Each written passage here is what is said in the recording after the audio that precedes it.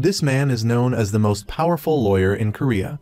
The Keeball was being pelted with eggs by an angry mob. Dongman's lawyer, Han Shin, shielded him with his own body. Even after Dongman went to prison, Han Shin personally mixed his rice like a servant. When Dongman missed his beloved dog, Han Shin went to extraordinary lengths to bring the dog to him, even creating an elaborate slideshow about the bond between him and his pet. Finally, dressed in a glittering outfit, he danced and sang, lavishing praise on Dongman. Everyone assumed this lawyer was a despicable sycophant, only interested in flattering his client. But the truth was the complete opposite. A year earlier, Han Shin was a prison warden. Back then, the wealthy tycoon bribed his way into being released before his sentence was up. He was incredibly arrogant every single day. At the time, Han Shin was just a low-ranking warden with no power to do anything about it. A year later, the chairman of some corporation was accused of corruption and indicted, subsequently sentenced to prison, and about to be incarcerated. He feigned an apology to the public, but the city's citizens responded by throwing eggs at him en masse. As the barrage of eggs came flying, suddenly an umbrella appeared to shield him. The person holding the umbrella was Han Shin. But now, he had quit being a warden and become a lawyer. Han Shin, holding the umbrella, escorted Dongman to the car through the angry crowd.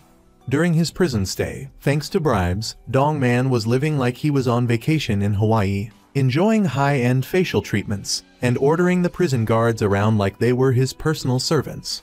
The lawyer's meeting room was as luxurious as his own villa, and he was even remotely managing his corporation's business. The lawyer handling everything for him was, of course, Han Shin. After the egg shielding incident, Dongman came to value Han Shin greatly. From then on, Han Shin's bootlicking skills became legendary, surpassing his colleagues by leaps and bounds. In the meeting room, Han Shin personally mixed his rice, catering to his every whim, and showering him with flattery.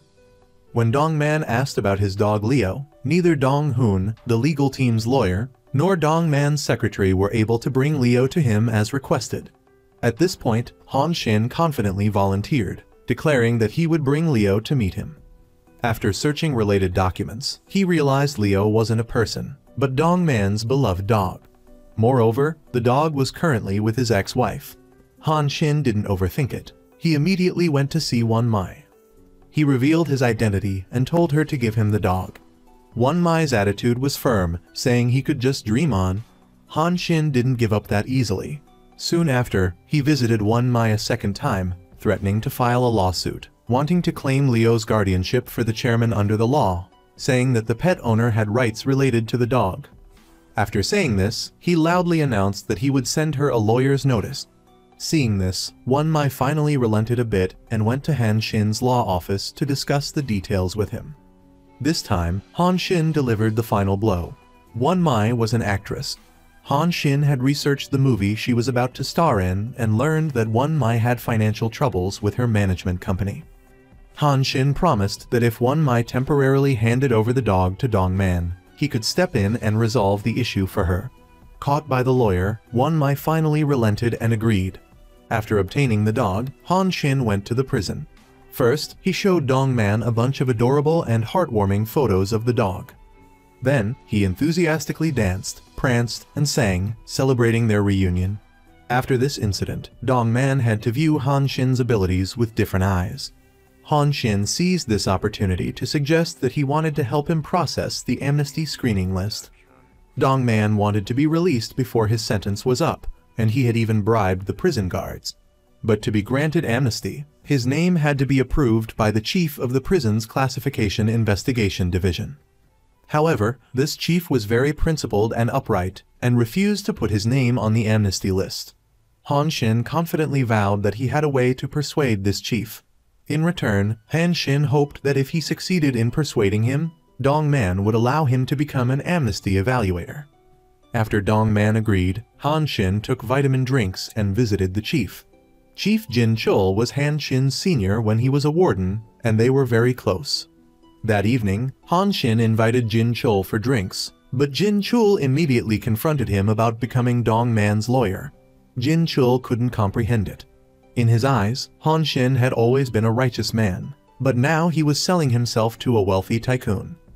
Han Xin didn't respond directly, changing the subject instead and bringing up Jin Chul's refusal to add Dong Man to the amnesty list.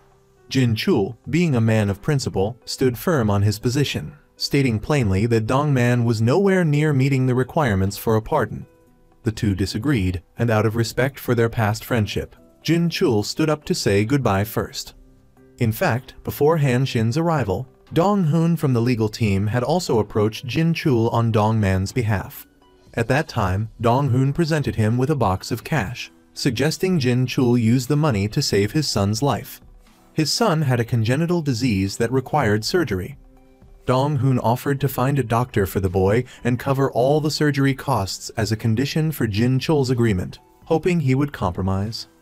However, Jin Chul immediately pulled out his phone and photographed the bribe money, threatening to report Dong Hun to the police if he ever tried anything like that again. It wasn't that he wasn't worried about his son's surgery, but his unwavering principles forced him to act that way. That night, Jin Chul gazed at a photo of himself with Han Xin from the past, and old memories flooded back.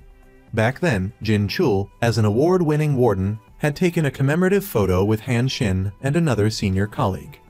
But now, Jin Chul couldn't understand how a junior who once upheld justice like Han Xin had fallen so low. Thinking this, Jin Chul opened the vitamin water bottle that Han Xin had given him. Fortunately, there was no money inside. He felt a slight sense of relief about his junior. At the same time, Han Xin was also reminiscing about the past. One morning, years ago, was Han Xin's first day as a prison guard. That day, another senior colleague told him that prison guards were people who reformed criminals into upright citizens. Jin Chul instructed Han Xin that as a guard, he had to follow the rules and regulations to the letter and never cross the line. Now, reflecting on the teachings of his predecessors, Han Xin seemed troubled. On the other side, Dong Man's secretary had people tracking Han Xin, and they learned that he hadn't made any progress with Jin Chul.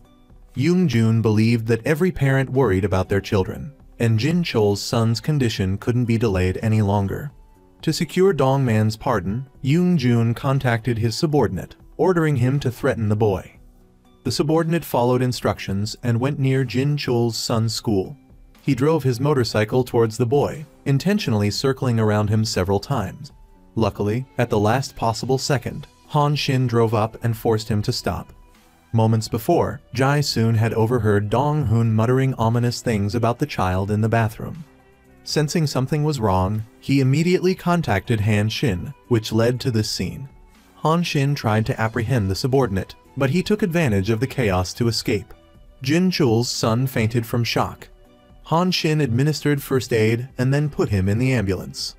After receiving a call from his wife, Jin Chul rushed to the hospital. His son was out of immediate danger, but the doctor said that if he didn't have surgery in time, his life would be at risk. Han Xin had saved his son today, and Jin Chul was grateful, but he kept business separate. He still refused to grant Dong Man a pardon. Looking worried, Han Xin revealed to Jin Chul that today's events had been orchestrated by Dong Man's people. If left unchecked, the boy's life would be in danger someday. Immediately after, Han Xin earnestly asked Jin Chul to approve Dong Man's pardon application. When he said this, Han Xin's voice was firm, and he hoped Jin Chul trusted him. Because he trusted Han Xin, he finally compromised, adding Dong Man to the list for pardon consideration in the next round. In exchange, Jin Chul's son would undergo surgery. Han Xin went to the prison to announce this good news to Dong Man. He kept his promise, and soon after, Han Xin would be appointed as a pardon assessor. But at the same time, Dong Man was curious. Han Xin didn't need money or fame, but he wanted to be a pardon assessor. There must be a reason. With a mysterious look, Han Xin explained that there was a prisoner he had to prevent from being pardoned at all costs.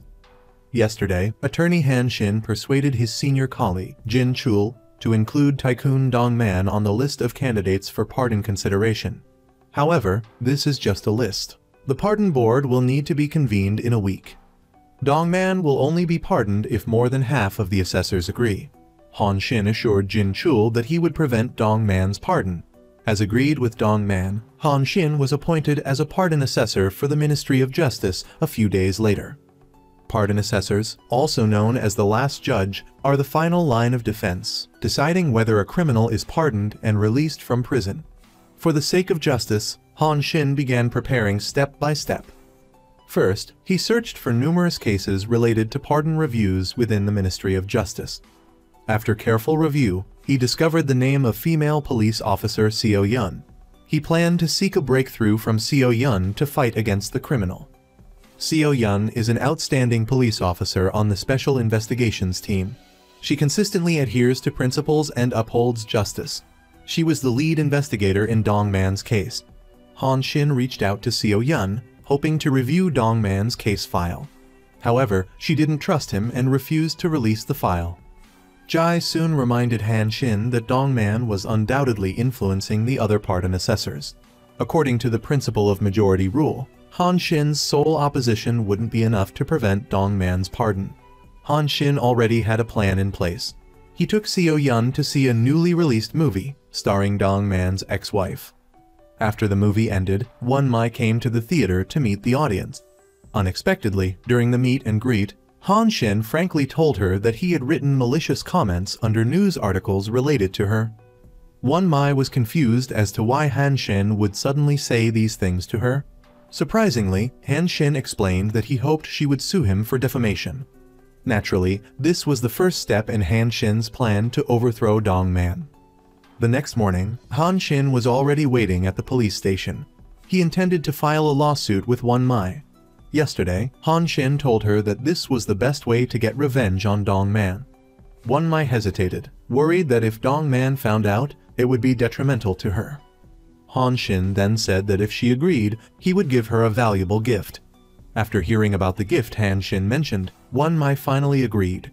Han Xin then led her into the police station to file the lawsuit with police officer Seo Yun, hoping Seo Yun would directly investigate the defamation case he was involved in. Seo Yun couldn't understand. She thought Han Xin was going to reconcile with Won Mai, but unexpectedly, Han Xin said that he would absolutely not reconcile. On the contrary, he hoped Seo Yun would thoroughly investigate the case. At the same time, Dong Man was fully prepared to be pardoned and released from prison. First, he had Dong Hoon from the legal department meet with the heads of media companies, promising to provide them with higher advertising costs in exchange for the media companies changing their news coverage, promising to drop news unfavorable to Dong Man. After bribing them with money, the media heads successively agreed. Next, at Dong Man's direction, Dong Hoon began approaching civil organizations that could generate public opinion. The method was to directly stuff money into these organizations. Finally, and most importantly, he bribed the pardon assessors. First, the Vice Minister of Justice was bribed. Dong Man's secretary promised that if Dong Man were granted parole, the Vice Minister would be promoted to Minister. Next was the Director General of the Correctional Bureau under the Ministry of Justice. Yoon Jun gave the other party an application for an internship in Silicon Valley abroad, promising that if the Director General agreed to grant a pardon, his son would have the opportunity to find the best job. There was also a law professor from a certain university. The secretary implied that he could help the professor advance quickly in his career. In this way, several of the assessors who were about to participate in the pardon review had been bribed. Soon after, the pardon review board officially convened. Two civil organizations, one supporting and one opposing Dong Man's parole, were arguing loudly outside the hall. In an instant, the entire country was paying attention to this ruling. As a pardon assessor, Han Xin came to the Ministry of Justice to participate in the board for the first time. In addition to reviewing Dong Man's pardon, the board also needed to discuss whether other prisoners on the list should be pardoned. During the meeting, although Han Xin was new to the job, he boldly suggested hoping to approve the parole request of one candidate. The other members opposed Han Xin's opinion, saying that this person had not reconciled with the plaintiff, so they could not be pardoned. But Han Xin told the other members that this person had not failed to reconcile with the plaintiff, but quite the opposite. As it turned out, the day before the review meeting, Han Xin had met with the plaintiff and personally delivered the offender's letter of apology. The truth was, the offender had apologized, but the address was incorrect, so the letter never arrived. From the content of the letter, the plaintiff learned that the offender's elderly mother suffered from dementia. Moved by this, the plaintiff ultimately decided to settle. Now, Han Xin was hoping the committee members would approve a pardon for the man. Based on the principle of majority rule, the man's pardon request was eventually granted. As a newcomer to the pardon board, Han Xin had made a difference right out of the gate. Next up was the pardon review for Dong Man. Before the committee members, Dong Man promised that if he were pardoned, he would continue to contribute to the nation's economic development.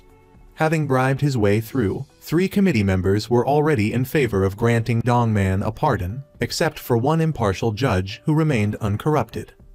When it was Han Xin's turn to speak, Dong Man looked at him meaningfully, confident that the lawyer who had wholeheartedly helped him would not hesitate to support him.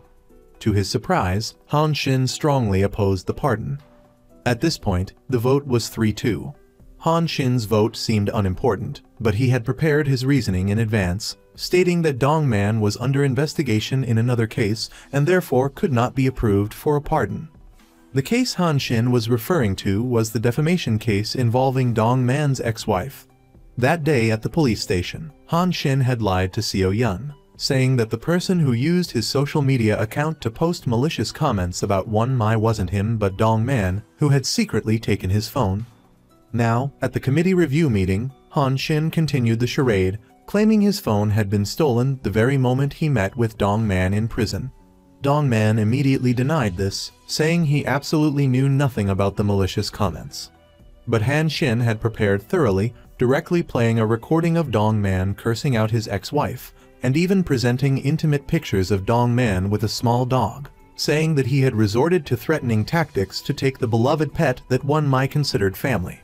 At this point, Dong Man realized he had been tricked by Han Xin. The truth was, Han Xin's flattery and theatrics in front of Dong Man were all so he could take him down in one fell swoop today. Now, Han Xin, citing the need to ensure fairness in the police investigation, requested that Dong Man's pardon review be postponed.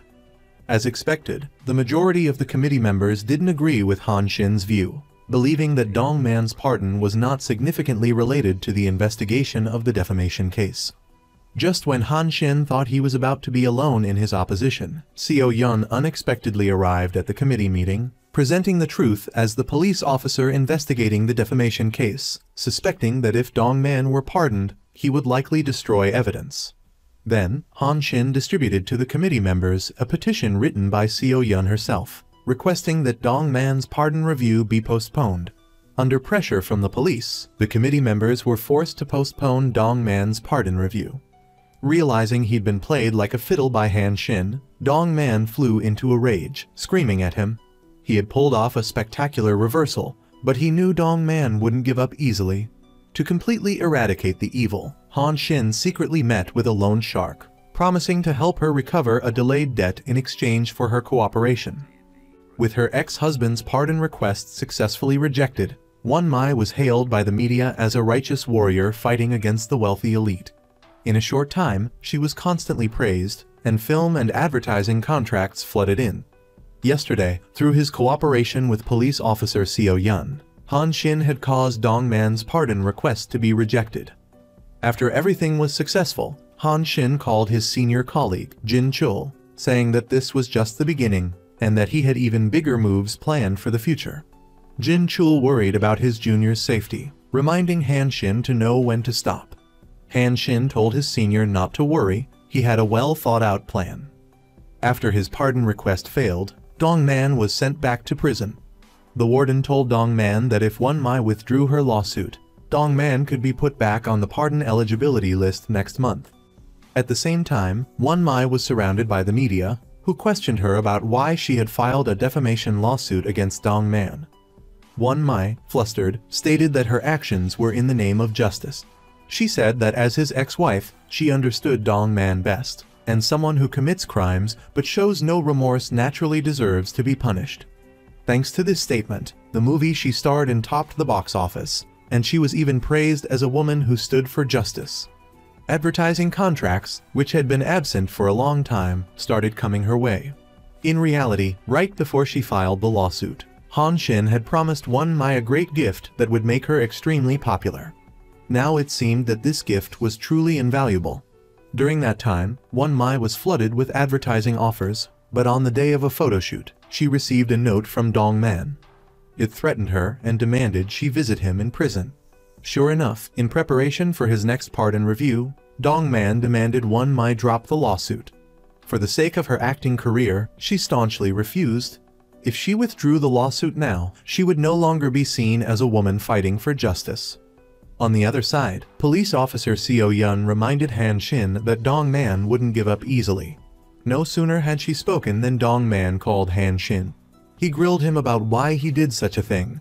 Han Shin replied that it was because Dong Man showed no remorse and was being treated like a VIP in prison. Dong Man, on the other end of the line, flew into a rage and cursed, but Han Shin ignored him and hung up. Seo Yun asked Han Shin if he wasn't afraid of retaliation. Han Shin countered by asking Seo Yun why she had agreed to cooperate with him and attend the review meeting, knowing it would be dangerous. Seo Yun simply said that she thought it was the right thing to do. Han Shin stated with a firm voice that he was also doing the right thing for the same reason. Thus, before Dong Man submitted his next pardon request, Han Shin targeted HWA, a loan shark. 3 years ago, director Song Soo and his partner Hee Jun of a corporation had jointly committed investment fraud. During their presentations, they used flowery language to attract ordinary people to invest. As a result, the company was soon raided and sealed, and Song Soo and Hee Jun were arrested and imprisoned. The investors' money was completely lost. HWA Ran was also one of the victims. At the time, because she trusted them, HWA Ran's massive investment disappeared overnight. Word was that Song Soo remained stubbornly unrepentant and was seeking a pardon. To prevent Song Soo from being pardoned, Han Shin planned to meet with HWA Ran. Actually, HWA Ran and Han Shin were considered acquaintances. Previously, he had sued her for illegal debt collection. Han Shin had won the case, but then HWA Ran threatened him, warning him that if he dared interfere with her business, he would disappear without a trace. But now, to prevent criminals from being released, Han Shin didn't care so much about that. HWA Ran was ruthless. Whenever she failed to collect a debt, she would tie up the debtor and use torture. Just as HWA Ran was threatening a debtor, she saw Han Shin suddenly arrive. He said that he wanted to make a deal with HWA Ran. Hearing this, she laughed loudly. She already had plenty of lawyers representing her to collect debts. But Han Shin insisted that he was different from those lawyers. He had come to help HWA Ran recover the money she had been swindled out of. The money that Han Shin mentioned was the huge sum that HWA Ran had lost to the fraudulent corporation 3 years ago. After the company was investigated 3 years ago, HWA Ran went to their office herself to demand her money back. But at the time, no matter how much she kicked down the door, Song Soo refused to open it to avoid the investors coming to demand their money. Song Soo even called the police to arrest HWA Ran. Before getting into the police car, he even mocked HWA Ran. Later, in prison, he became even more arrogant. One day, Song Soo was retaliated against by a fellow inmate who had also invested. He had trusted Song Soo and been swindled out of all the money he had worked hard to earn. The day he discovered he had been scammed, he had a car accident due to a lack of concentration. However, facing the victim, Song Soo had no intention of repenting. Not only did he overpower the man during the fight, but also continuously mocked the investor's stupidity. Over on the other side, HWA Ran informs investigator Han Shin that she's confirmed he's genuinely been appointed as a parole examiner. HWA Ran lowers her guard, proactively reaching out to him to ask how Han Shin plans to help her recover the large sum of money she was scammed out of. Han Shin doesn't answer directly, but instead writes down 2 words, divide and conquer. To put it bluntly, sow discord. Han Shin believes that Song Soo and Hee Jun have undoubtedly hidden the swindled money somewhere. All he needs to do is create friction and suspicion between these two to uncover the location of the hidden funds. To execute his plan to find the money, Han Shin targets Song Soo's financial manager, Dong Myung. He has Jae Soon stake out the arcade every day, responsible for monitoring Dong Myung. Jae Soon observes him frequently entering and exiting a restaurant. Han Shin and he immediately go to this restaurant.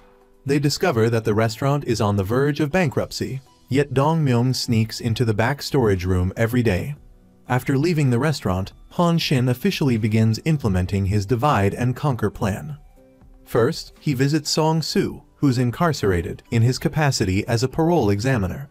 Song-soo has already written out his plan for after parole, which revolves around being a good person and starting over with a clean slate, and things of that nature. But Han Shin doesn't believe it. To date, Song-soo hasn't compensated a single victim. Han Shin states outright that he opposes his parole request and will stand firm in his opinion. Song-soo hears this but isn't worried in the slightest. It seems he was prepared for this. Han Shin continues with his harsh words, recounting how he successfully prevented Dong Man from being granted parole and telling Song-soo not to be so smug. Next, Han Shin visits Hee-jun in prison, posing as a lawyer. In front of Hee-jun, he first recalls the glorious days when he was a wealthy stock tycoon, and even reveals that his accomplice, Song-soo, is about to be paroled, falsely stating that he is preparing to compensate the victims, and saying that once Song-soo is paroled, he will definitely swallow all of the hidden stolen money for himself. At that point, Hee-jun wouldn't get a share of the money anymore. He is very cautious and lies to Han Shin that there is no such money. Han Shin looks carefree when he hears this, but is well aware that the other party has definitely started to panic. Sure enough, after Han Shin leaves, Song-soo, in order to be successfully paroled, instructs his underlings on the outside to sell his luxury car, requesting that they quickly reach an agreement with the victims. Hee-jun then contacts Dong Myung, asking Dong Myung to reconfirm whether there are any problems with the hidden stolen money, and then to verify whether Song-soo is really applying for parole. Following Hee-jun's orders, Dong Myung goes to the back storage room of the restaurant again. Jae-soon, upon discovering this scene, immediately contacts Han Shin. He calls police officer Seo-yeon. After Seo-yeon arrives, Han Shin reveals his suspicion that the swindled money might be hidden in the restaurant. According to investigations, the amount of swindled money is as high as 40 billion won. Han Shin allows Seo-yeon to conduct an investigation. However, of course, they can't go straight in and search. They must find a reason. The reason is that this restaurant violates the law on origin labeling. They sell kimchi that is actually imported from other countries but labeled as a Korean product.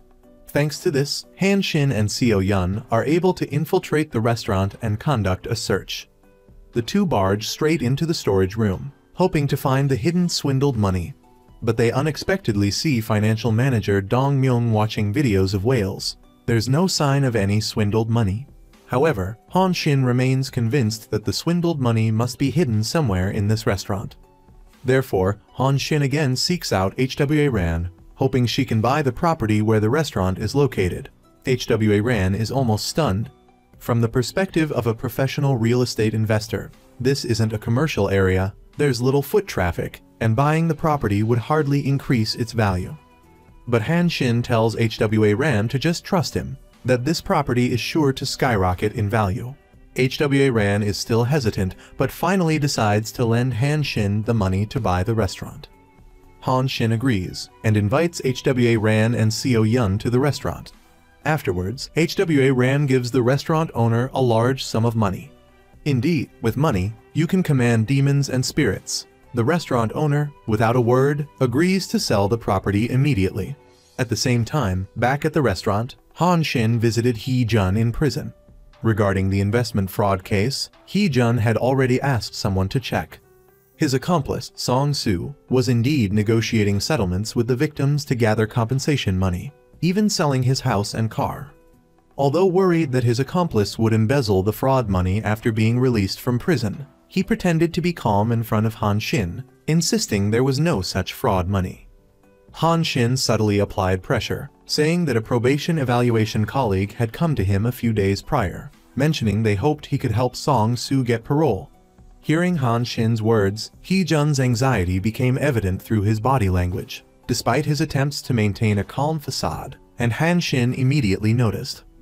Afterward, Han Shin contacted HWA Ran, suggesting she have someone teach Hee-jun a lesson in prison. Shortly after, HWA Ran's people intentionally provoked Hee-jun in his cell and started a fight with him, resulting in Hee-jun being placed in solitary confinement. After getting beaten up, he finally became more cooperative. During Han Shin's next visit, Hee-jun hurriedly borrowed Han Shin's phone, wanting to call his financial manager, Dong Myung, on the outside. Hee-jun instructed him to move all the fraud money hidden in the restaurant to another location. But in reality, their entire conversation was clearly overheard by Han Shin, who was lurking around a corner. That night, when Dong Myung arrived at the restaurant, he found it closed. HWA Ran, acting like the true owner of the restaurant, kicked him out immediately. Dong Myung rushed to the prison to meet Hee-jun and reported the situation to him. Upon hearing this, Hee-jun became agitated and immediately ordered Dong Myung to lead his gang and retrieve the hidden fraud money from the restaurant by any means necessary. Following Hee-jun's instructions, Dong Myung led dozens of his men straight into the restaurant. Naturally, HWA Ran had her own subordinates prepared. A full-scale brawl erupted in front of the restaurant that night. Dong Myung tried to sneak into the restaurant to find the money during the chaos, but HWA Ran, Han Shin, and Seo Yun were already waiting inside. Seo Yun rushed forward and kicked him before firing a warning shot into the air. The police, who had been called, arrived just in time, arresting all of Dong Myung's defeated gang members. HWA Ran deduced that the gang's frenzy only proved that the restaurant really held the 40 billion won in fraud money. To find the hiding place, her plan was simple and brutal: smash the walls. As HWA Ran's men prepared to lift the sledgehammers, Han Shin finally remembered the hiding place in the nick of time. Previously, the restaurant owner had said that she made the kimchi and soybean paste in-house, but he clearly tasted imported soybean paste at the restaurant. That was the key. Where was the owner's homemade soybean paste? Following the clue about the soybean paste, Han Shin and the others went to the restaurant's rooftop. Sure enough, they found several crocks of soybean paste there, with the door locked. Han Shin broke the lock, rolled up his sleeves, and reached into a crock of soybean paste. Just as he suspected, he found gold bars inside. Afterward, HWA Ran's men continued to find all the fraud money in the other crocks of soybean paste. But another problem arose. HWA Ran wanted to consider the money as compensation for her own scam investment, while Seo Yun wanted to turn the money over to the state.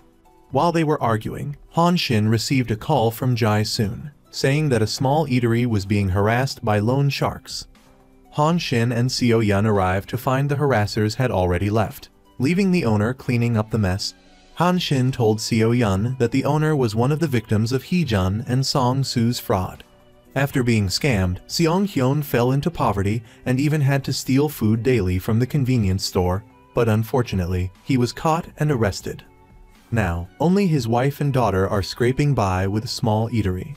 According to Han Shin, Seo Yun's intention to turn the criminal money over to the National Treasury was certainly the right thing to do.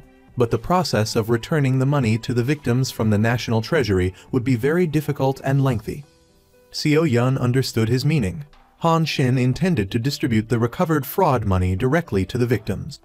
As a law enforcement officer, Seo Yun was hesitant.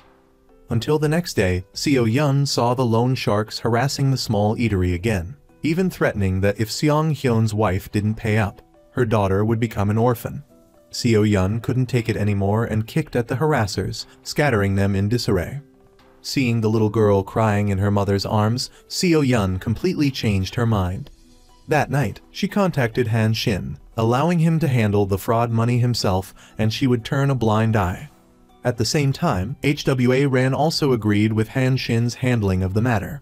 He planned to distribute the gold bars to the victims. Before Song Su's parole review hearing, the examiners conducted a vote. First was Han Shin. He presented a document, a petition signed by numerous people opposing Song Su's parole. This petition sufficiently proved that Song Su had not yet been forgiven by the victims. Therefore, Han Shin adamantly opposed Song Su's parole. As usual, among the remaining 4 examiners, 2 were highly likely to have been bribed by Song Su and both supported the parole. One examiner, a judge, remained steadfastly opposed to the parole. Thus, the vote became 2-2. Whether Song Su would be granted parole or not depended on Young Wook, the final examiner. Song Su was very confident because he had bribed him beforehand. Unexpectedly, the moment this person spoke, he was righteous and opposed the parole. Song Su didn't know that Han Shin had played him. Yesterday, he had met with Young Wook, the one who was bribed, threatening him that Song Su's financial manager had already absconded with the embezzled funds. Without this money, Song Su couldn't pay the bribe to the examiner. Without the benefits, naturally, Young-wook would not agree to parole. Therefore, the meeting concluded with a 3-2 result, rejecting Song-soo's parole request. Han Shin told him that he had found the embezzled money and had distributed it to the victims. At this moment, those who received the embezzled money felt reborn.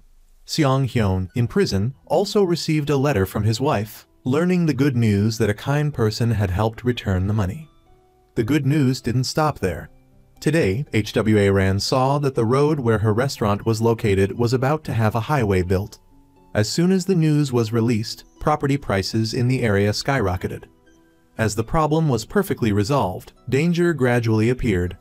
Recently, while Won-mi, Dongman's ex-wife, was filming a commercial, Dong-hoon, Dongman's lawyer, unexpectedly came to threaten her, saying he would reveal that Won-mi had bullied schoolmates in the past. She was forced to visit Dongman.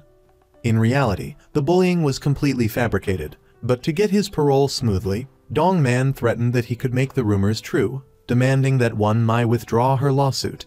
She went to Han Shin to discuss how to resolve the situation. He advised Won-mi to withdraw the lawsuit because it was only a temporary measure. Afterwards, Han Shin went to meet Dongman. He threatened that if he didn't stop obstructing his parole, those around Han Shin, including himself, would be in danger. He was unmoved. But that night, he was attacked by a mysterious person. The attacker was Dongman, the one whose parole Han Shin was preventing, looking to teach him a lesson. But luckily, he didn't go too far. Han Shin was only slightly injured. On the day he was discharged from the hospital, he went to the prison to meet Dongman. He thought that after being roughed up, Han Shin would be more obedient. Unexpectedly, he still didn't compromise. Seeing this, Dongman mentioned the name of Soo-bum, a senior colleague of Han Shin, warning him not to ruin his current life because of people and things from the past. He had thoroughly investigated Han Shin's past.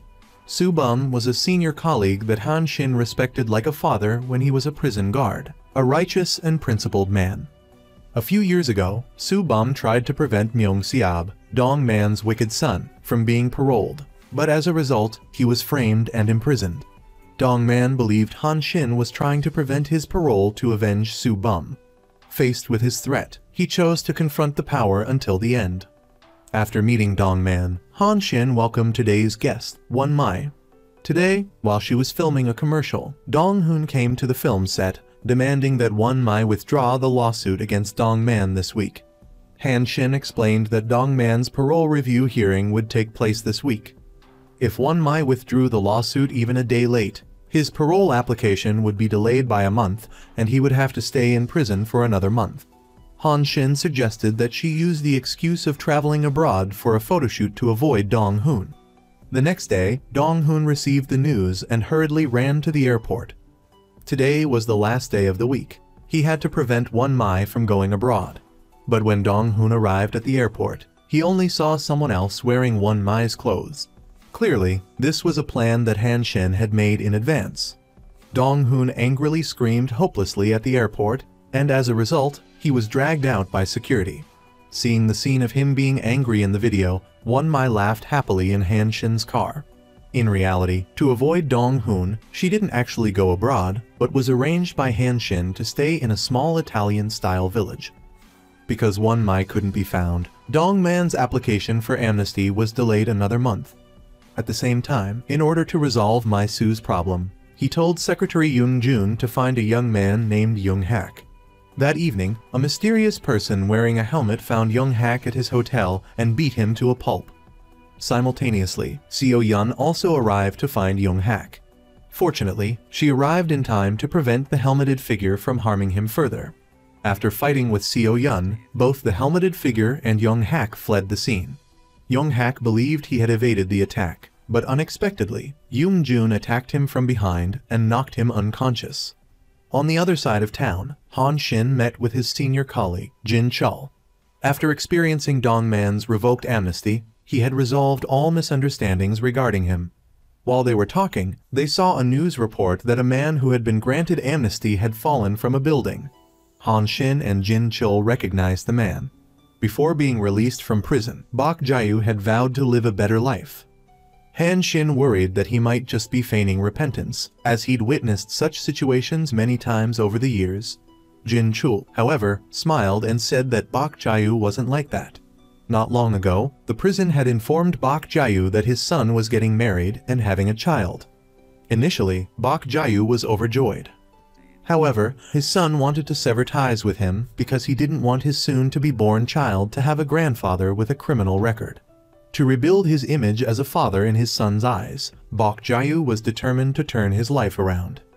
With this determination, he had successfully obtained a job after his parole and started working at a company. But yesterday, Bok Jiayu suddenly climbed to a high place, shouted that he had been framed, and ultimately fell to his death. Seo Yun went to the company to investigate. Jin Sang, the company owner, explained that a few days prior, an employee had seen Bok Jiayu sneaking into his office in the middle of the night. Later, he discovered that his expensive watch was missing. Given Bok Jiayu's past, Jin Sang immediately suspected him.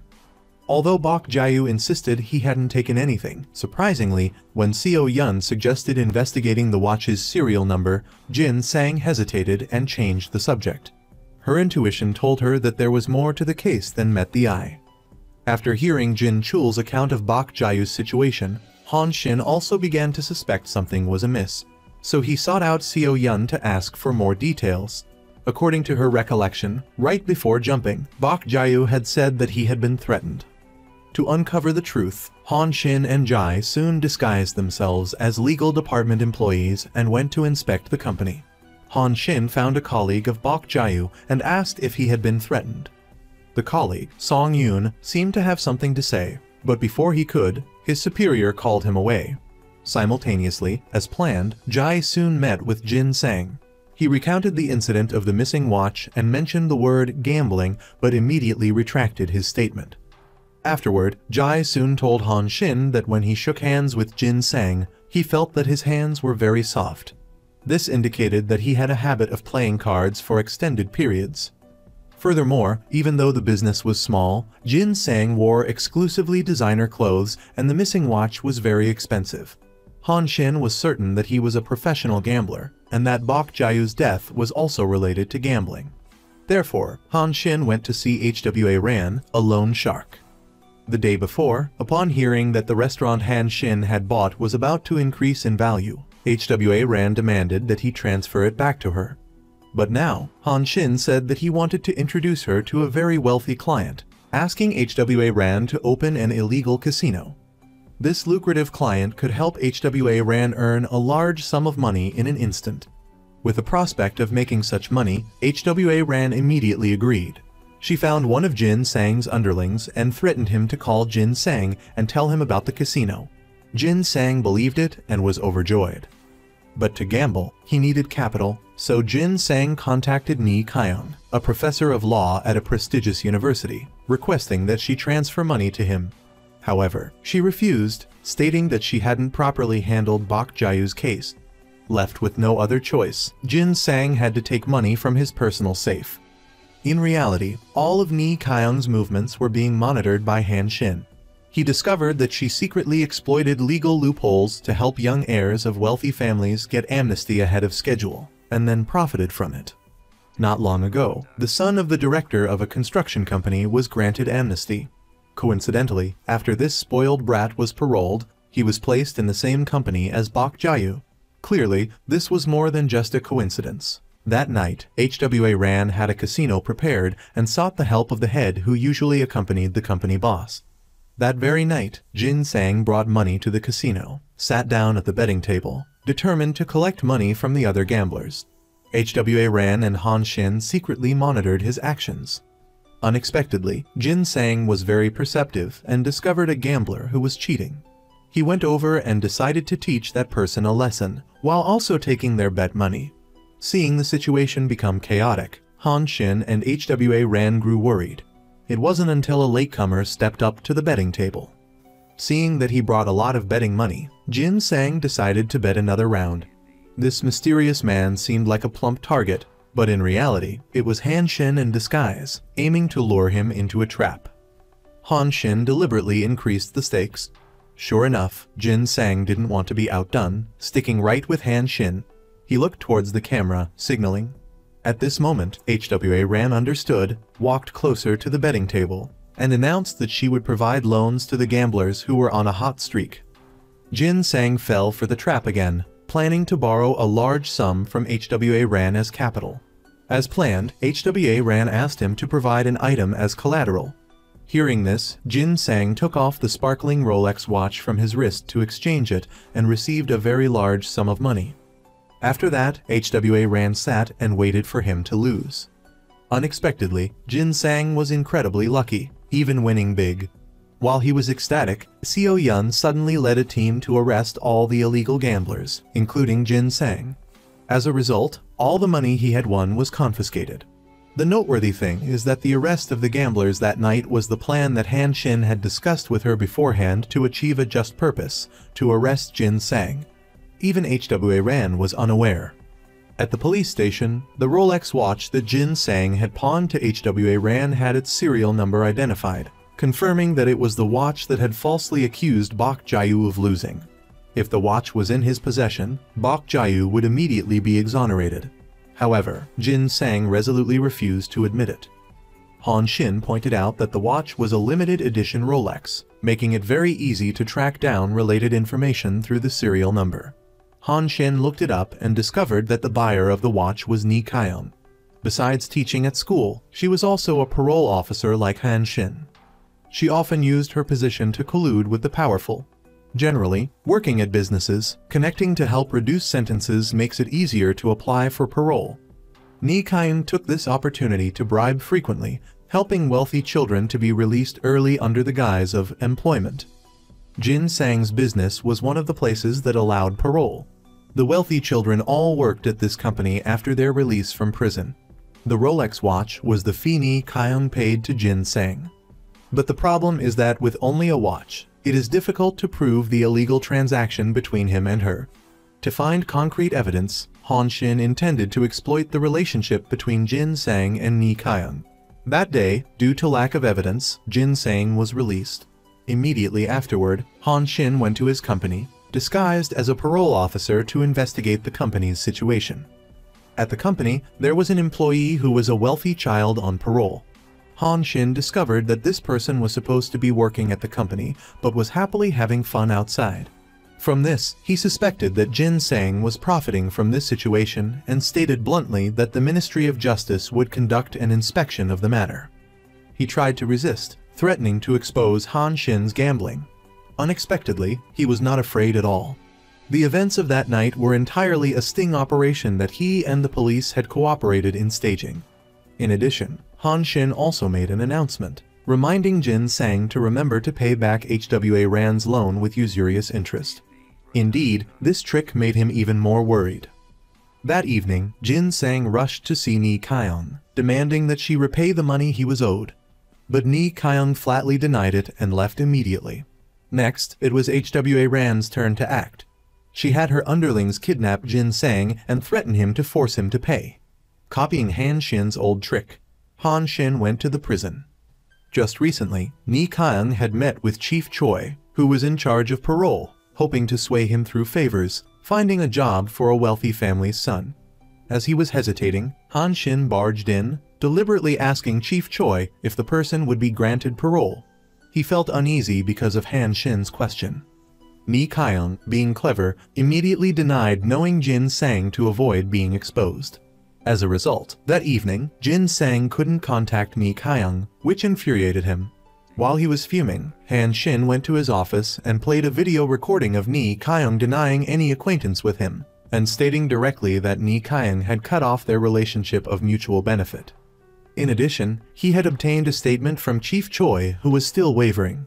He revealed that Ni Kaiyong had given him a way out, but if the matter were exposed, Jin Sang would have to bear all the responsibility alone. Han Xin demanded that he make a choice, either take the blame himself or confess about Ni Kaiyong to get a reduced sentence. Soon, Jin Sang made the predictable choice. He handed Han Xin a video recording of his secret meeting with her. After obtaining the video evidence, Han Xin showed up uninvited in Ni Kaiyong's class, intentionally showing images of the Rolex watch she had given Jin Sang. After class, Han Xin played the video he had secretly recorded. With clear evidence, Ni Kyung had no choice but to confess. Later, HWA Ran went to the prison, threatening Jin, saying that, now that he was imprisoned, he had to sell his company to pay her back. If he didn't pay, her underlings would be waiting for him in prison. Jin Sang was cornered and forced to sell his company to repay the debt. After that day, Han Shin went to the company that HWA Ran had bought to meet Song Moon. He, like Bok Jayu, had a criminal record. Now that Jin Sang was in prison, Song Moon could finally share all of his feelings with Han Shin. In reality, Jin Sang didn't treat the pardoned employees as human beings at all. These employees were treated like cattle, working 10+ hours a day for meager wages, and often being unpaid was a common occurrence. A few days ago, Bok Jayu couldn't take it anymore and went to see him, demanding payment. As a result, Bok Jayu became a thorn in Jin Sang's side, who spared no words in falsely accusing him of stealing a watch. This was the reason for the tragedy that followed. Han Shin told Bok Jayu's father the truth about him. Bok Jayu had gone to desperate lengths to prove his innocence, not wanting to leave a stain on his descendants. Before jumping off the building, he had handmade a wooden airplane. It was a gift he wanted to give to his grandson. Looking at the airplane full of love, his father put aside his hatred and took his son to his father's bedside. Finally, the whole family was reunited. But for Han Shin, the danger was far from over. That night, Yoon Jun threatened Han Shin, saying that if he caused any trouble during the next parole evaluation, Dong Man wouldn't go easy on Su Bum. Worried about him, Han Shin went to visit, but to his surprise, Su Bum refused to see him. In fact, Su Bum had also been threatened by Yoon Jun, who bluntly said that if Su Bum didn't want to see Han Shin's blood spilled, he should stay put in prison. To protect his junior colleague, he had no choice but to refuse the visit. Han Shin's biggest opponent wasn't just Dong Man, but also Myung Seob, his son. In the past, Myung Seob had killed a woman. However, by framing Su Bum, Myung Seob was quickly granted parole, despite having been imprisoned. Young Hak seemed to be a witness to Myung Seob's murder and possessed video evidence of his crime. That day, Myung Seob returned to the country and met with Yoon Jun. The previous night, Yoon Jun had attacked Young Hak. Now, Myung Seob had kidnapped him, demanding that Young Hak hand over the evidence. Fearing for his life, Young Hak refused. Myung Seob flew into a rage and murdered Young Hak on the spot. After examining the scene, Seo Yun concluded that it was a premeditated fall. While investigating the case, a touching story emerged. As a parole evaluator, Han Shin had recently been paying attention to a particular case. The main subject of the case, Yoon Jae, had been convicted of phone fraud. During her incarceration, she gave birth, and, since then, the mother and child had been living together in the prison. The prisoners were very fond of the little girl, and the officers tried to care for them as much as possible.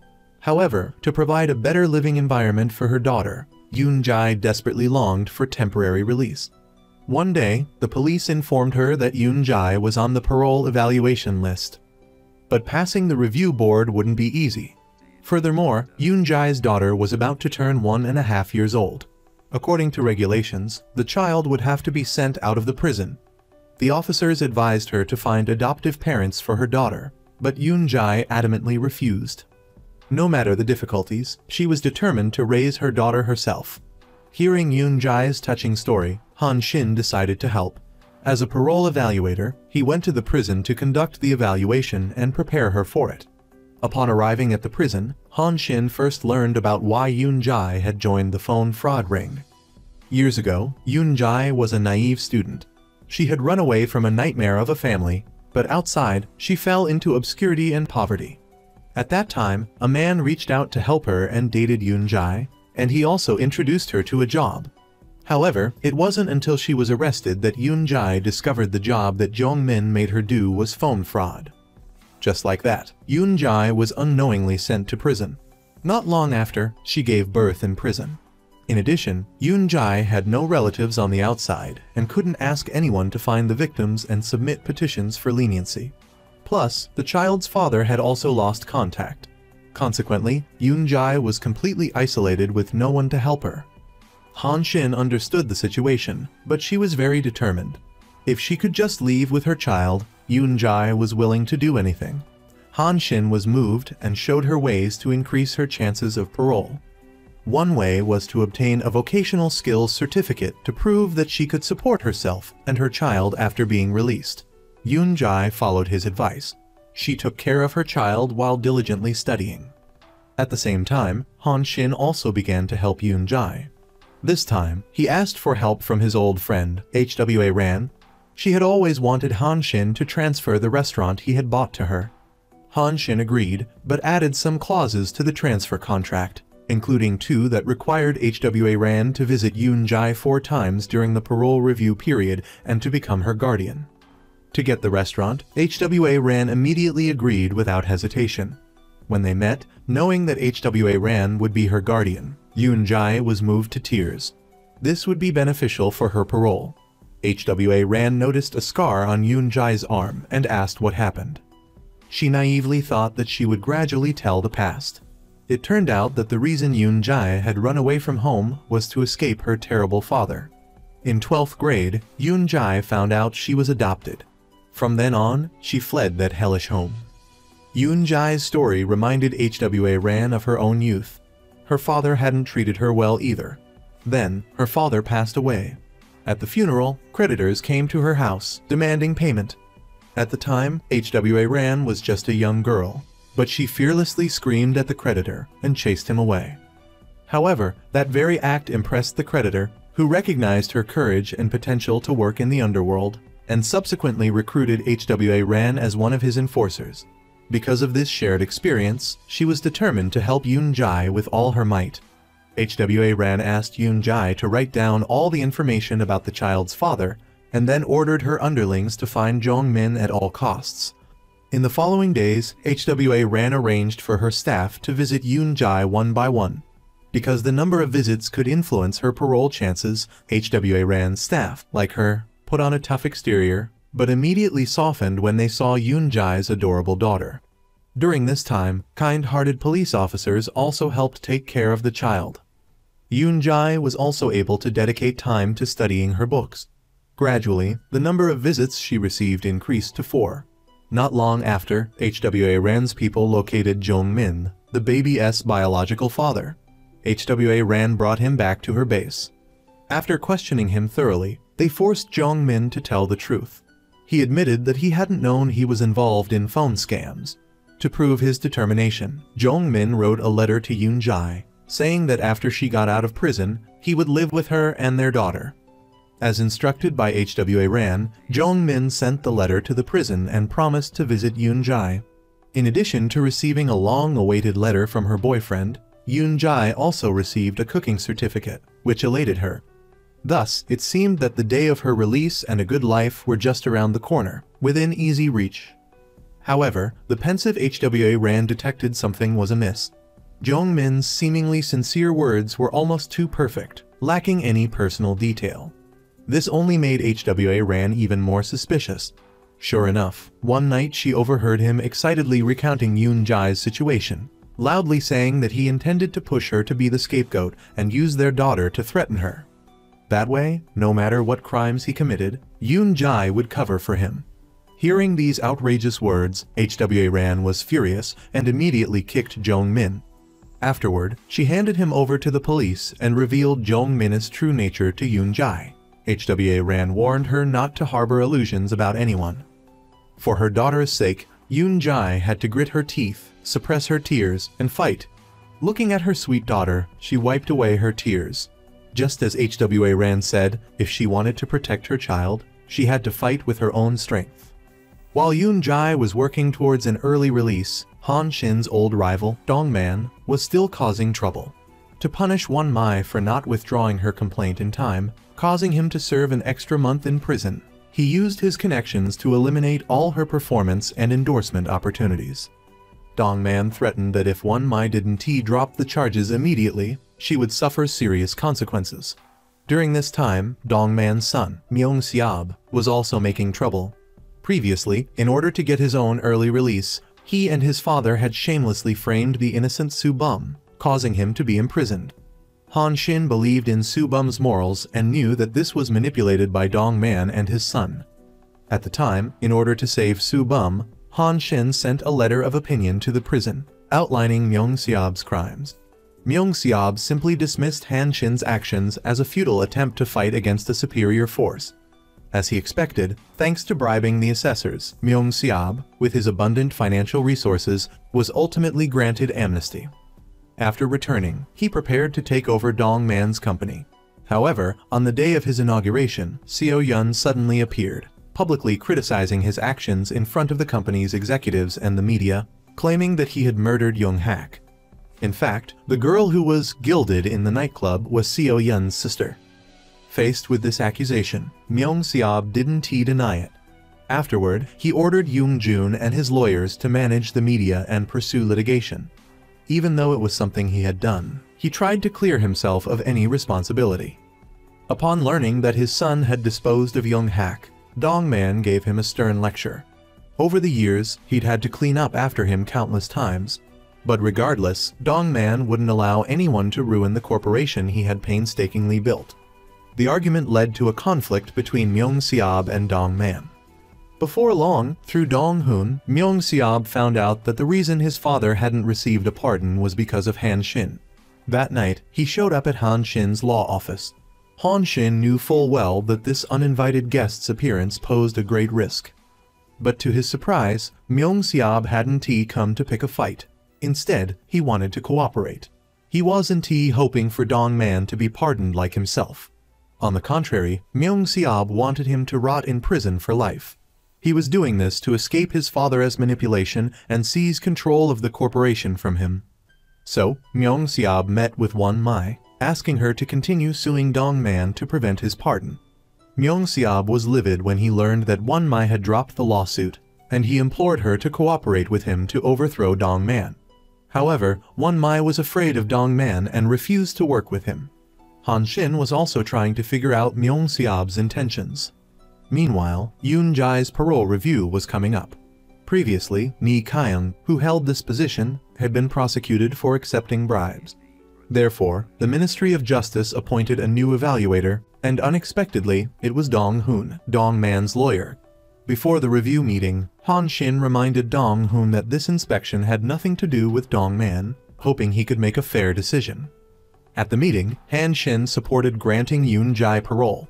Of the 4 remaining evaluators, 2 were opposed, 1 was in favor, and the deciding vote belonged to Dong Hoon.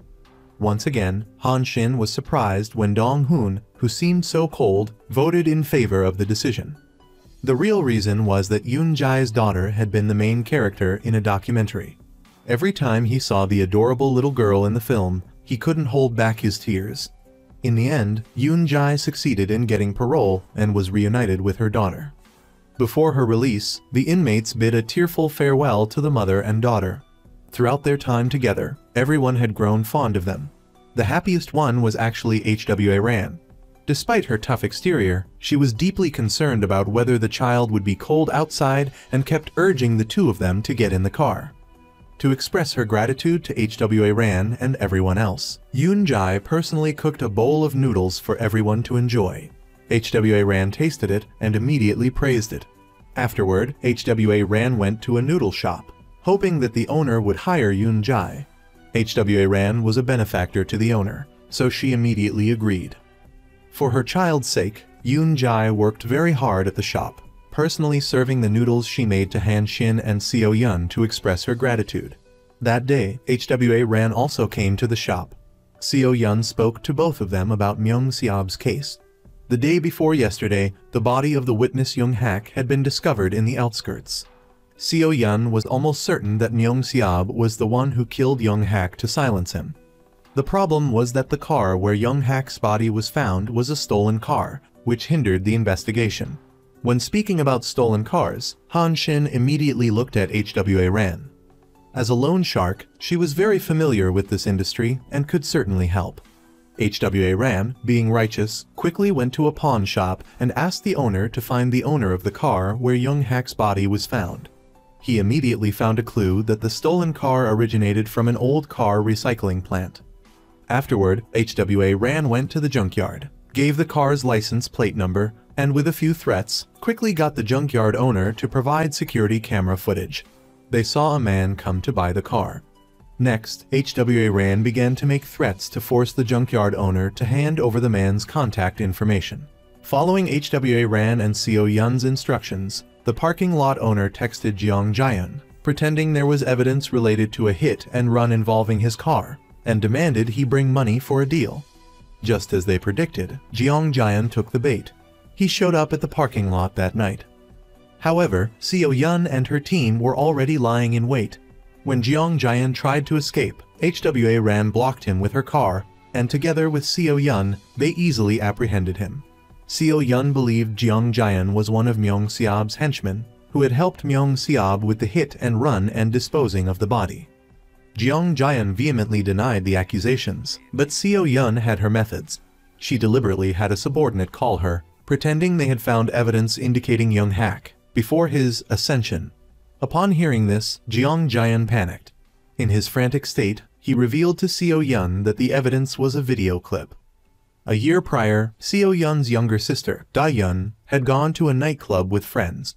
Unfortunately, Myung Seob took notice of her and pulled her into a VIP room.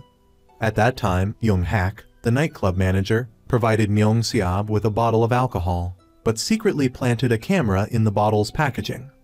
Da-yeon, feeling uneasy, didn't drink the alcohol. Instead, she drank water that Myung Seob offered. But immediately after drinking it, she began to feel dizzy. She struggled to maintain her consciousness and tried to leave the room. Myung Seob blocked her path. During the ensuing struggle, Da-yeon slapped him. As a result, he was consumed with rage and sexually assaulted her right there. After the assault, Myung Seob remained unconcerned, even laughing, and then summoned Yoon Jun, casually requesting his help in taking care of the matter. Despite having received a pardon, Myung Seob remained arrogant, even bringing a team of lawyers to the police station to confront Seo Yun, loudly proclaiming they were suing her for the hit and run allegations, claiming she had damaged his reputation. Seo Yun's reaction was not what Myung Seob anticipated. In Seo Yun's eyes, the fact that Myung Seob turned on Young Hak after Young Hak was eliminated only further proved his involvement in the crime. She was undeterred by Myung Seob's accusations and was determined to investigate to the end. Han Shin reminded Seo Yun that at present, all she had were circumstantial evidence, insufficient to prosecute Myung Seob. Seo Yun sighed, thinking back to the investigation a year earlier. After Young Hak was taken care of, it was a regular day. She was hurrying her sister to come home early when she received the news that Da-yeon had died tragically. Standing before her sister's body, Seo Yun wept bitterly and vowed to find the person who harmed her loved one. Following the clues, she discovered that Myung Seob was the perpetrator. But during the interrogation, he was extremely arrogant. Seo Yun knew she was facing the person responsible, but there was nothing she could do. Furthermore, Seo Yun was later ordered by her superiors to withdraw from the investigation. Now, talking with Han Shin, both felt discouraged and dejected. Han Shin told Seo Yun that he was in a similar situation. As a prison warden, Han Shin had seen murderers escape justice and witnessed his senior officer, Soo Bum, wrongly convicted and imprisoned, but he was helpless to prevent it. However, now Han Shin had found an opportunity to fight back. That opportunity was Myung Seob's offer to cooperate. Earlier, he wanted to prevent Dong Man from being pardoned. At least this aligned with Han Shin's goals. He decided to take the risk and planned to agree to cooperate with Myung Seob. Han Shin would use him to first overthrow Dong Man, and then ultimately destroy both father and son's organization. Seeing Han Shin's confidence, Seo Yun was determined to join this plan. According to the plan, that night, Seo Yun contacted Myung Seob and told him she had captured someone involved with the car. At the same time, Han Shin met with Jin Chul. He received a list of visitors during Soo Bum's wrongful imprisonment. After reviewing it, Han Shin discovered that Yoon Jun was among them. He was puzzled as to why his senior refused to meet him, but had met with Yoon Jun. To clarify the reason, Han Shin decided he had to meet Soo Bum at all costs. Meanwhile, Dong Man learned that Han Shin was acting outside and was immediately enraged. He ordered Han Sung, the prison guard, to temporarily release him and planned to deal with Soo Bum. After receiving the order, in another prison cell, a prisoner pretended to be kind and brought tea to Soo Bum. Unexpectedly, after he drank it, he became disoriented and collapsed on the floor. Taking this opportunity, the prisoner attacked him. After he was injured, the warden decided to take Su Bum out for treatment. Su Bum was surprised to wake up in the hospital and find Han Xin by his side. It turned out that Dong Man's people had been planning to get to Su Bum, but someone else beat them to it. Han Xin had asked HWA Ran for help, finding someone to attack Su Bum so he could get treatment outside the prison, making it easier for them to meet. Han Xin wanted to know why Su Bum had refused to see him. At first, Su Bum intended to lie to protect Han Xin, but when Han Xin produced a pen containing drugs, the truth began to come out. Several years ago, Myung Seob, the son of a powerful boss, had hidden drugs in a pen and secretly consumed them in prison. At the time, Chief Choi, who supplied the drugs, was promoted to warden, and Young Wook, who was in charge of the investigation, was promoted to director of the correctional services. The one who upheld justice was wrongly imprisoned. To restore justice, Han Xin hoped Su Bum would appeal his case before the statute of limitations expired. He himself would find evidence to prove Su Bum's innocence. Han Xin asked HWA Ran for help again. She sent someone to the prison immediately. This person pretended to faint from taking drugs, and senior inmate Jin Chul took him to the infirmary. Then, Jin Chul showed the pen containing drugs to Chief Choi, pretending that the inmate had used drugs from this pen. Seeing this, Chief Choi panicked because he was the one who had given Myung Seob those types of pens. In a state of panic, Han Xin appeared in the warden's office and said he wanted to have a serious conversation. Jin Chul also brought a box full of pens containing drugs. Han Xin used this as leverage, forcing Chief Choi to reveal the truth about why Su Bum was framed. He had no choice but to explain the whole situation. It turned out that, years ago, while Myung Seob was in prison, he ordered Chief Choi to send a box of money to Su Bum, saying he wanted to befriend him to get parole approved. When Su Bum opened the box, he accidentally saw the pen on top, but didn't know there was money underneath. After seeing the money, he immediately returned it to Myung Seob. He unknowingly fell into Myung Seob's trap. Soon after, the police received a report and came to the prison, finding the pens on Su Bum's desk. From that, they assumed he was trading drugs in prison. But in reality, Chief Choi didn't seem to know there were drugs hidden in the pens either.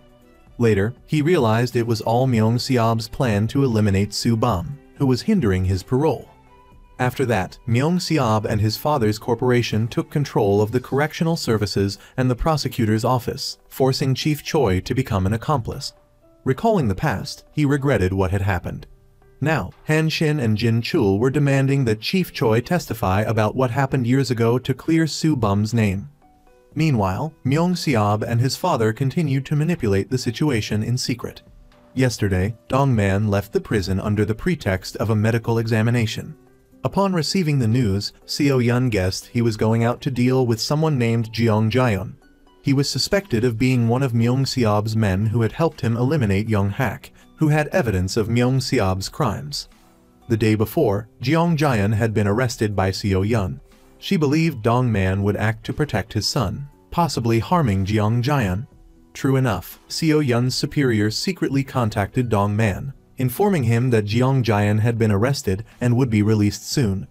Due to insufficient evidence, Yoon Jun suggested a plan to Dong Man, use the excuse of helping Jeong Jaeon escape the country illegally to lure him to the port and take care of him. 2 hours later, Jeong Jaeon was released. Seo Yun warned him that Dong Man and his son wouldn't let this go. However, he didn't trust the police and turned away. After getting out, Jeong Jaeon received a call from Dong Man, informing him that the escape boat and passport were ready, and arranging to meet at the port. At the same time, Myung Seob also called Jeong Jaeon, revealing his father's true intention to eliminate him to silence him, and enticing Jeong Jaeon to come to him, promising he had prepared a safe boat for him. That night, Dong Man, armed with a gun, and Yoon Jun waited at the agreed-upon dock, but Jeong Jaeon didn't show up. By this time, he had fallen into Myung Seob's trap and went to the rendezvous point with Myung Seob. Unexpectedly, while Jeong Jaeon was off guard, Myung Seob suddenly tasered him, knocking him unconscious and kidnapping him, demanding that Jeong Jaeon reveal the location of Young Hak's video evidence. Myung Seob believed this was an important treasure, so Young Hak would definitely have left a backup plan. He suspected Jeong Jae-eun had found the video, but was secretly hiding it. Jeong Jae-eun insisted that the video wasn't there, but the deranged Myung Seob pointed a gun at Jeong Jae-eun. Meanwhile, Seo-yeon went to a nightclub and saw young people dancing. The image of Da-yeon flashed in her mind, causing her heart to clench. Afterward, Seo-yeon sought out the club manager to inquire about surveillance footage. She knew that nightclubs often secretly filmed VIP patrons as a means of leverage. Seo-yeon believed there would be a video recording of Myung Seob eliminating Young-hak for this very reason. The manager didn't know where Young-hak had hidden the video, but suggested that if it were him, he would definitely keep it on his person. Based on this, Seo-yeon began to examine Young-hak's belongings.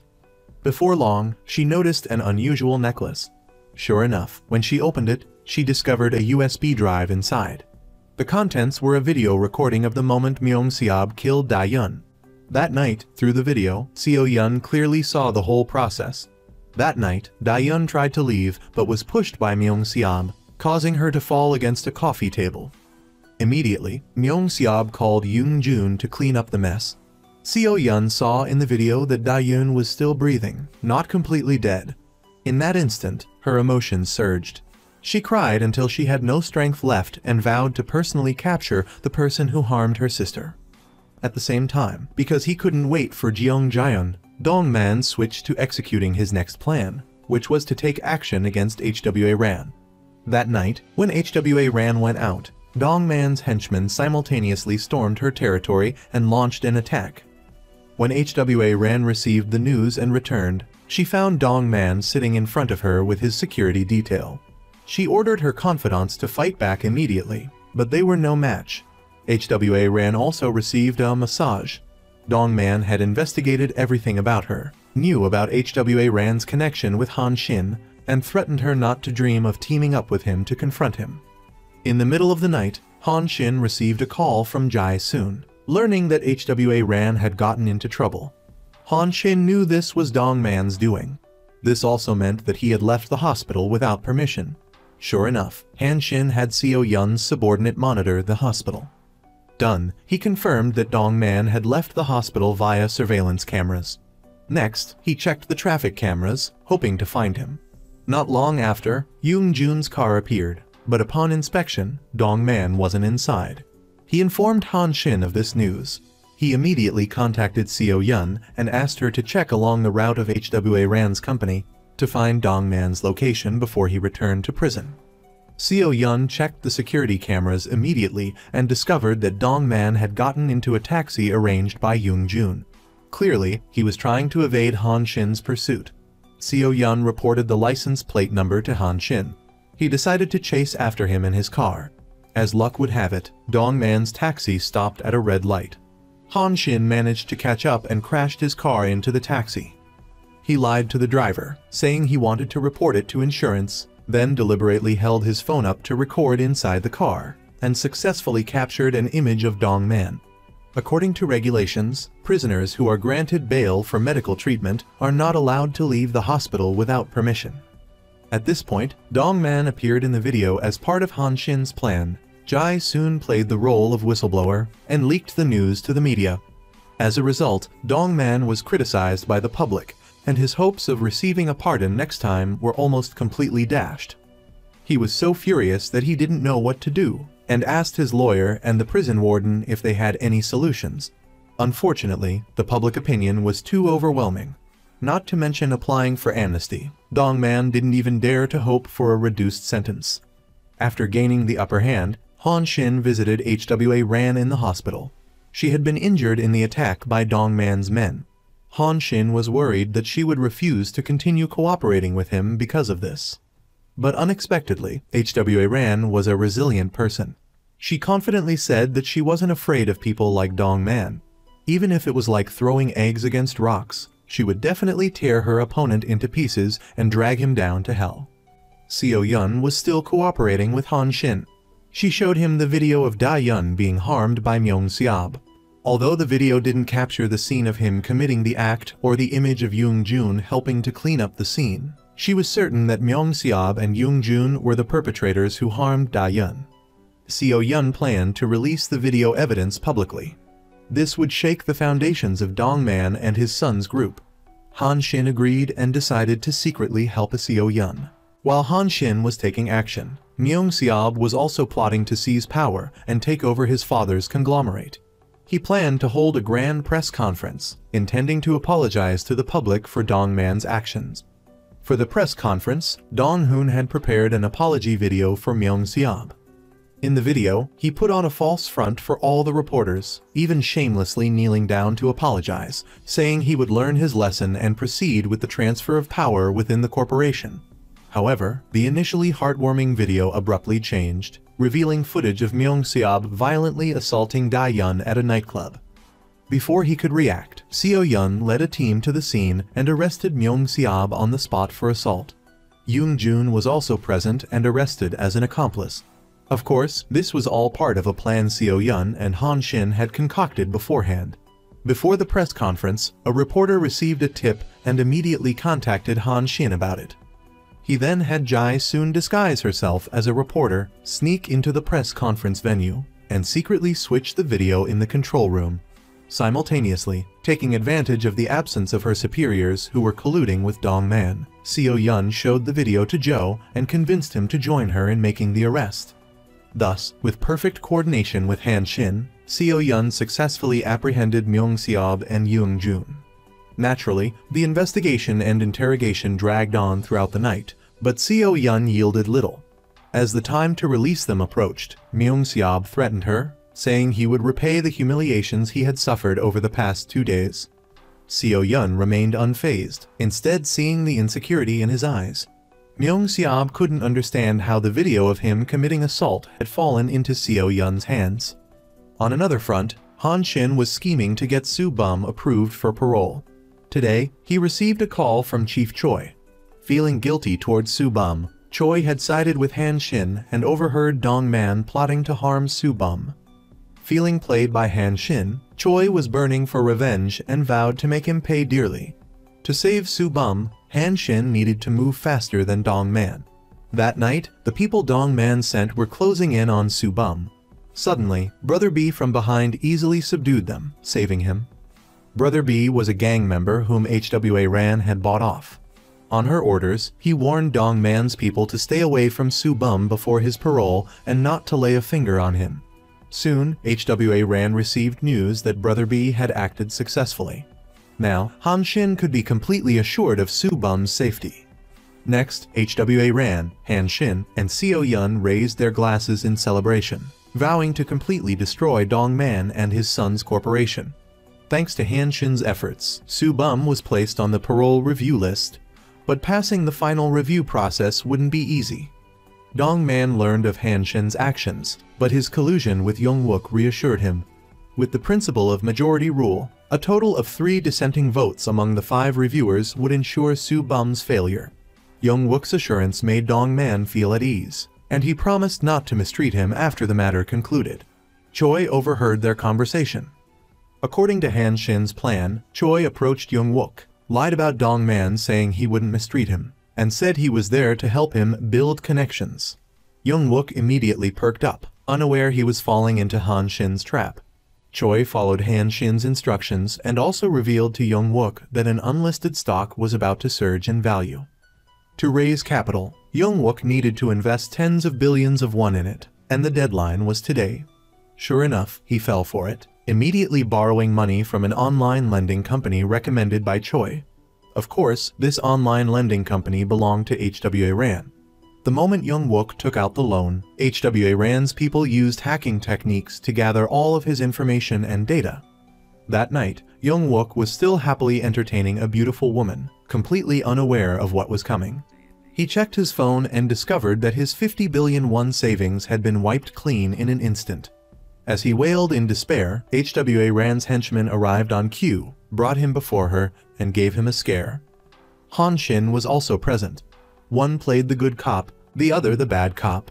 Knowing Young-wook loved money more than anything, they proposed an on-the-spot deal. They promised to help him recover his wiped-out savings. Furthermore, HWA Ran said plainly that if Young-wook betrayed Dongman, she would give him 50 billion won on top of his 50 billion won savings. Beyond trapping Young Wook, HWA Ran's underlings were also targeting Dong Hoon. Dong Hoon, along with Han Shin, was one of the parole examiners. Su Bum's success hinged heavily on Dong Hoon's opinion. Su Bum's parole review meeting was scheduled for today. As planned, Jai Soon and HWA Ran's crew went to the bathhouse where Dong Hoon was known to frequent. They blocked Dong Hoon's path, ensuring he missed the review meeting. The meeting proceeded, marking Dong Hoon absent and removing him from the list of examiners. The meeting began. As before, one vote was in favor of Su Bum's parole, one was against, leaving the 2 votes to Han Shin and Young Wook. He was about to speak, voicing his approval, but unexpectedly, Dong Hoon sent a document just in time. The document clearly stated that Han Shin used to be a prison warden and was an associate of Su Bum. Based on principles of fairness, his review was disqualified. Whether Su Bum received parole now depended entirely on Young Wook. Luckily, Myung Seob and HWA Ran had done their jobs well. Under the temptation of money, Young Wook finally agreed to grant parole. Thus, Su Bum was successfully paroled. After the meeting adjourned, Han Shin called Jin Chul, immediately sharing the good news. At that moment, Han Shin felt even more excited than he did. Unexpectedly, as he stepped out of the building, he was met by several police officers. They arrested Han Shin on charges of violating regulations concerning narcotics. Another senior colleague of Han Shin, prison warden Jin Chul, was suspected of drug trafficking within the prison. Han Shin was also accused of colluding with Su Bum and participating in the prison's drug trade. Adding to the chaos, under Dong Man's direction, HWA Ran's loan shark company was investigated by the IRS, leading to its bankruptcy. She was forced to transfer all her important documents to Han Shin's law office and temporarily go into hiding. Even Seo Yun was suspended from her duties by her superiors. The reason was a photo taken of her with her arm around HWA Ran, suggesting that Seo Yun, a police officer, was colluding with a loan shark. At this point, Han Shin's team was completely dismantled. Conversely, Dong Man, the one who caused so much trouble, was released from prison. The reason? He bribed his superiors. The person who released him was the president. After his release, Dong Man immediately visited Han Shin in prison, gloating triumphantly in front of him. In this country, money is everything. He wouldn't allow Han Shin to be paroled. But Han Shin remained defiant, stating that things wouldn't necessarily go Dong Man's way. Besides him, Dong Hoon, who had been arrested, was also released due to lack of evidence. The simple solution was posting bail. To destroy Han Shin's group, Dong Man truly racked his brains. The most crucial tactic was attacking public opinion. He used money to bribe a group of civilians to demonstrate and make false accusations against Han Shin, claiming he was a fraudulent lawyer and a corrupt warden involved in drug trafficking, demanding severe punishment. Seo Yun, suspended from her job, visited Han Shin, telling him about the current situation. She promised to help Han Shin in her own way. He warned Seo Yun not to push herself too hard, lest she face even greater retaliation from Dong Man. A few days later, Han Shin and Jin Chul were transferred to prison. Predictably, within the prison, other inmates began to provoke and target him. Han Shin, however, showed no fear, using the warden's regulations to demand that the supervising warden step in and deal with the situation. The warden was clearly influenced by the rumors circulating outside that were damaging to Han Shin's reputation. However, Han Shin maintained a righteous attitude, arguing that, as a warden, he shouldn't be prejudiced against unconvicted prisoners. Hearing these words, the warden showed a little respect for Han Shin. The only bit of good luck was that Jin Chul and he were in the same prison. They could talk, encourage each other, and trust that Su Bum, once paroled, would be able to get them out. Indeed, after his release, he went to Han Shin's law office immediately. Currently, this law office had become the place where HWA Ran and Seo Yun were discussing matters. Su Bum told the two that he was planning to actively push for a retrial of his case. If a retrial could be secured, the drug trafficking charges against Su Bum, Han Shin, and Jin Chul would be dropped. Dong Man's group would also be shaken as a result. But clearly, this seemed very difficult to achieve. Unexpectedly, Su Bum revealed that Han Shin had foreseen Dong Man's actions, even predicting his own arrest. Because he had anticipated the opponent's actions, Han Shin had, of course, prepared countermeasures. a plan for Dongman to ultimately dig his own grave and pay the price. Hearing these words, Seo Yun and HWA Ran both put their full efforts into it, swearing to make a big move. Then, everyone began to act. The whole group directly set up a booth in the square, urging people to see the truth and sign a petition for a reinvestigation. At the same time, in collaboration with the journalists Di Kwang Chin and Gia, a friend of theirs, they asked him to speak directly on social media. During the live broadcast, Su Bum also participated, presenting the truth about being framed and how Dongman exploited money and power to slander and harm him, even revealing the secret that Myung Seob used drugs in prison. These were just the opening moves of the battle. Next, Section Chief Choi, who had betrayed Dongman and turned to help Han Shin, submitted his resignation. He avoided meeting Dongman. Young Wook, who had accepted bribes from Dongman, was arrested and sent to jail. But after entering prison, to receive the money that HWA Ran had promised, he pledged to sever ties with Dongman and help Su Bum's retrial. Later, he submitted a confession, admitting to accepting bribes and falsifying records. Afterward, Jin Chul arranged for all the evidence related to the drug case in prison and submitted a request to the court to revoke the detention order. In addition, even Dong Hoon, Dongman's subordinate, sided with Han Shin. He had endured enough of Dongman's insults. After Dongman was released from prison, he even hit Dong Hoon, criticizing him for being incompetent. Because he hated Dongman and was certain that his corporation was about to collapse, Dong Hoon secretly met with Section Chief Choi, who was in hiding, and suggested that he deliver a fatal blow to Dongman. Soon after, Section Chief Choi cooperated with Jai Soon, not hesitating to accept the punishment for himself, to present the truth about the drug trafficking case in prison to the police.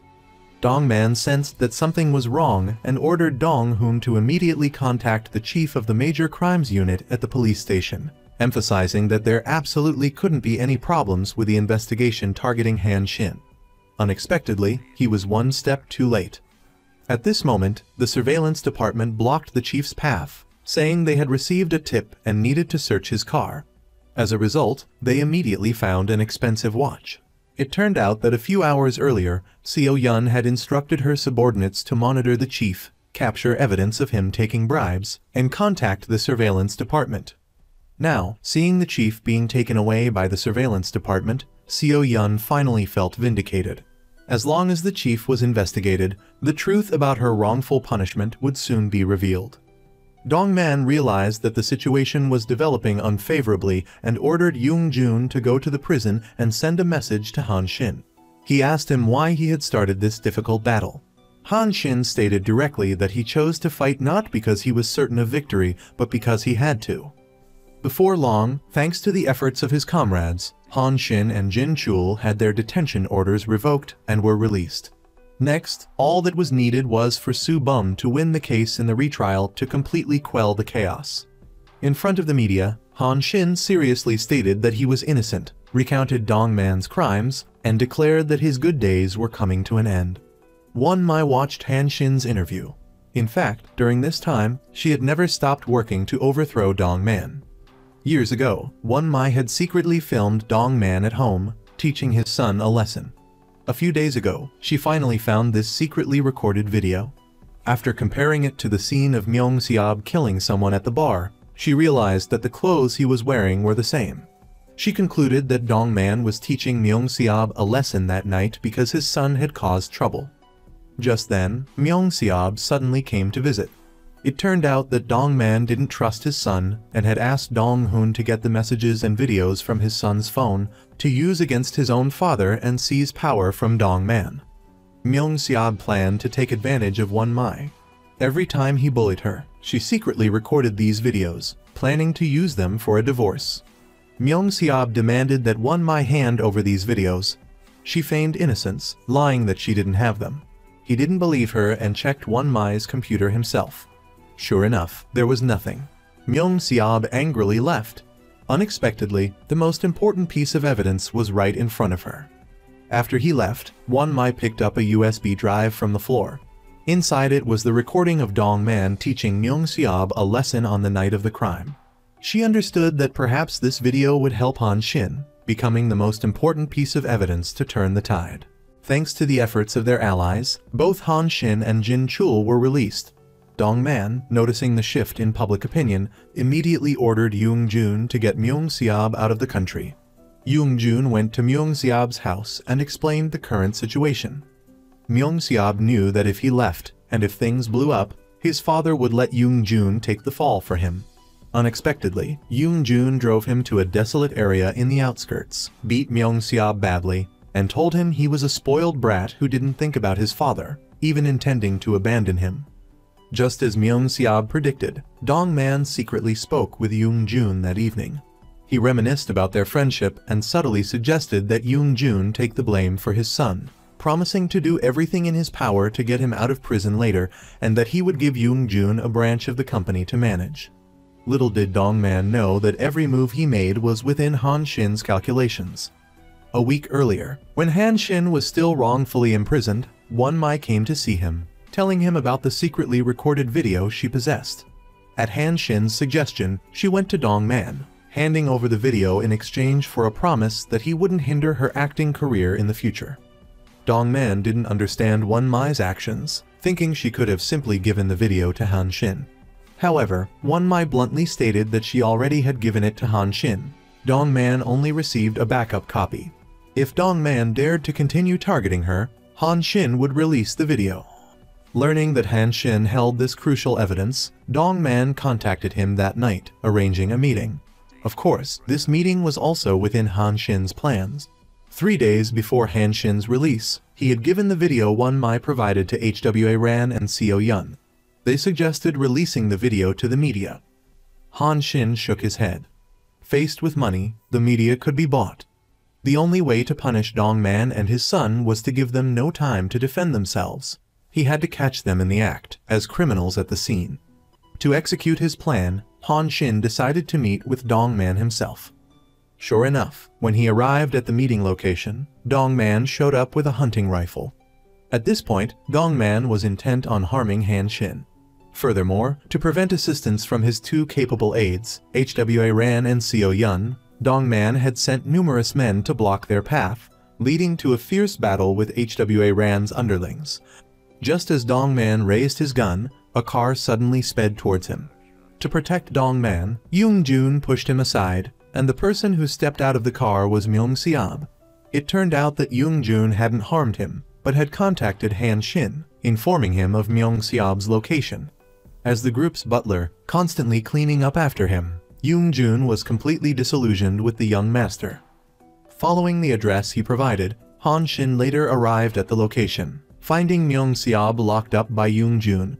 However, he didn't plan to hand him over to the police, but suggested Myung Siab go to the location where he was meeting Dong Man so he could see how the story would end.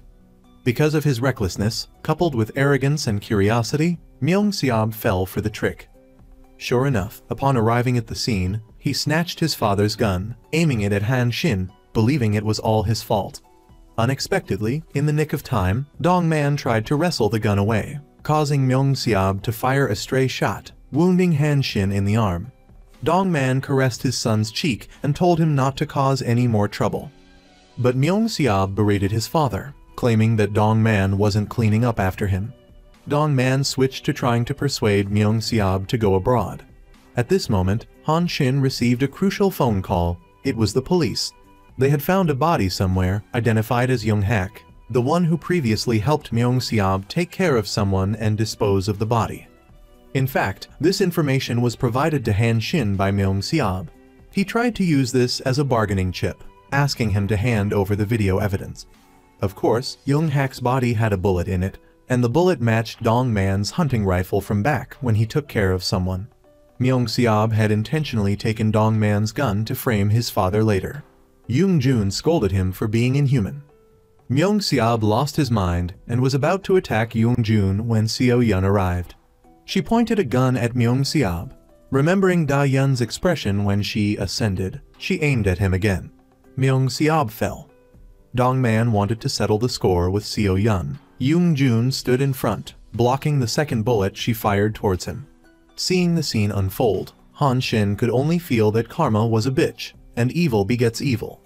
The predicament of the three Dong Mans was the result of doing too many bad things. After that, with the evidence irrefutable, Dong Man and Young Jun were arrested and taken into custody. Myung Seob died at the scene due to excessive blood loss. In the subsequent trial, Dong Man was sentenced to life imprisonment without the possibility of parole. During his days in prison, he suffered a mental breakdown, constantly believing he was still the head of the corporation and that his son was still out there wreaking havoc. Yoon Jun, imprisoned, felt weighed down with regret, constantly reminiscing about the days when he and Dong Man had built their business from scratch, initially intending to create a joint legacy, only to stray further and further down the wrong path. In contrast, Han Shin and his colleagues experienced a favorable outcome. Seo Yun received a promotion in recognition of her merits. She bought a beautiful hairpin and brought it to Da Yun's memorial, hoping her sister could rest in peace in the afterlife. Won Mai landed the leading role in a television drama and achieved success, happily filming. Even Dong Hoon repented for his past actions and became a legal consultant for Won Mai's television show. With Dong Man in prison and the corporation without leadership, HWA Ran acquired the company, becoming its new owner, and subsequently established a scholarship fund, intending to provide hope for underprivileged young people. Even better news arrived when Soo Bum was acquitted in his retrial. He donned his uniform once again and returned to his position as a warden.